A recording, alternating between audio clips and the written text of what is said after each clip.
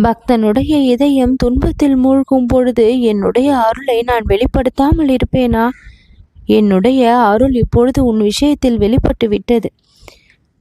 வேல் என்பது வெறும் ஆயுதம் மட்டுமல்ல, அறிவு, நம்பிக்கை, வெற்றி ஆகியவற்றின் சின்னம். அந்த வேலை உள்ளத்தில் நீ தொட்டால் வாழ்க்கை முற்றிலும் மாற்றமடையும். அப்பேற்பட்ட வேலை இப்பொழுது உன் கரங்களாலும் உள்ளத்தாலும் நீ தொட்டு விட்டாய்.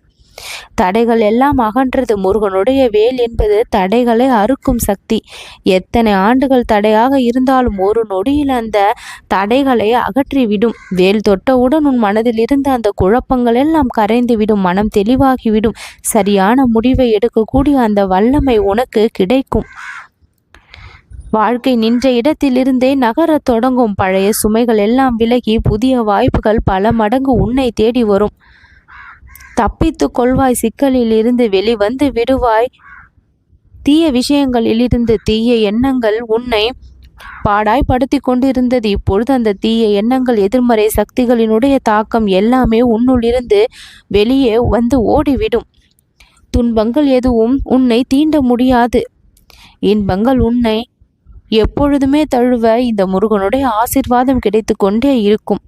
மறைந்திருந்த அந்த அதிர்ஷ்டம் இப்பொழுது வெளிவரக்கூடிய நேரம். அதனால்தான் நான் உன்னை அவசரமாக என் கரத்தில் இருக்கும் வேலை தொடச் செய்தேன்.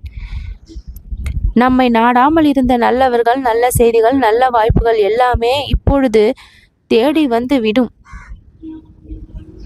முருகனை ஞான குருவாக தேர்ந்தெடுத்து கொண்டால் அறிவோடு நடக்கக்கூடிய நிகழ்வுகள் ஏற்படும். அந்த அறிவால் தான் அத்தனை சிக்கல்களும் களையக்கூடிய நிலையும் ஏற்படும். சின்ன சின்ன தடையை பார்த்து எப்பொழுதும் பயப்படாதே. துணிவாக சென்றால் வெற்றி உறுதி. துணிவோடு செயல்படு. இந்த முருகன் வழிகாட்ட நான் நம்பிக்கையோடு செயல்படு. முருகன் எப்பொழுதும் பக்தரை அன்பால் தானே காக்கின்றேன். அதுபோல நீயும் அன்போடே நடந்து கொள். அன்போடே இரு. யார் உன்னை வெறுத்தாலும், பகைமையோடு பார்த்தாலும், எதிரியாக நினைத்தாலும் நீ அவர்களுக்கு அன்பையை கொடு. அதுதான் நிம்மதியை உனக்கு கொடுக்கும். பிறர் உன்னை பகையாக பார்க்கின்றார்கள் என்பதற்காக நீயும் அவர்களை அப்படி பார்த்தால் நிம்மதி தொலையுமே தவிர அங்கு அன்பு பெருகாது. அன்பு இருக்கும் இடத்தில் பகைமையோ சூழ்ச்சி குணமோ தோன்றுவது இல்லை.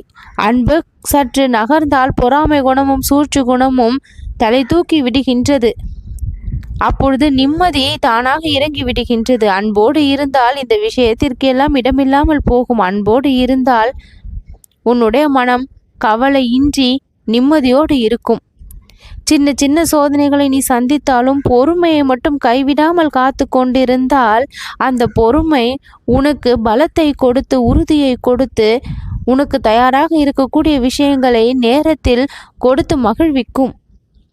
நீண்ட நாள் வேண்டுதல்கள் எல்லாம் இப்பொழுது நிறைவேறிவிடும். உன் உள்ளத்தில் பல ஆண்டுகள் வைத்திருந்த அந்த ஆசை இப்பொழுது நிறைவேறும். நீ நினைத்து பார்க்காத இடத்திலிருந்து வரக்கூடிய அந்த அழைப்பு உன்னுடைய வாழ்க்கையையே உயர்த்தும். சின்ன சின்ன சண்டைகள், பிளவுகள் அனைத்துமே சரியாகி உறவுகளில் சந்தோஷம் மலரும் நேரம் இது. எத்தனை சண்டைகள், சச்சரவுகள், புரிந்து கொள்ளாத நிலை அல்லவா இருந்தது உன்னுடைய குடும்பத்தில். ஒற்றுமை இருக்க வேண்டிய இடத்தில் இப்படி சண்டையும் சச்சரவுமாக புரிதல் இல்லாத நிலை இருந்தது. இப்பொழுது அத்தனையும் மாறும் நேரம்.